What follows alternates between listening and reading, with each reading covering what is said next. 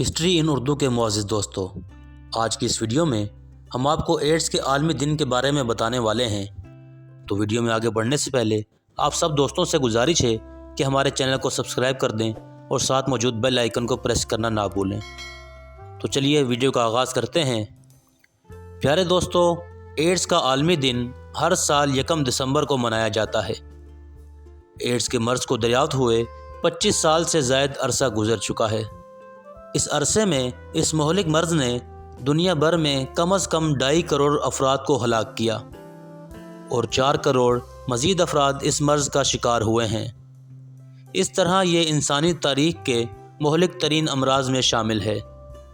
اس مرض کا اب تک کوئی علاج دریافت نہیں ہو سکا، لیکن مرض کی رفتار سست کرنے کی ادویات ضرور موجود ہیں، جن کے بروقت اور درست استعمال سے مریض کو کئی سال زندہ رکھا جا سکتا ہے۔ ہر سال دسمبر کی پہلی تاریخ کو اس مرض اور اس کے خلاف وعدوں کی یاد دلانے کے لیے دنیا بھر میں لوگ لال رنگ کا ربن سینے یا بازو پر لگاتے ہیں۔ تو یہ تھی ہماری آج کی ویڈیو اچھی لگی ہو تو ویڈیو کو لائک ضرور کر دیجیے گا اور ہمارے چینل کو سبسکرائب کرنا نہ بھولیں۔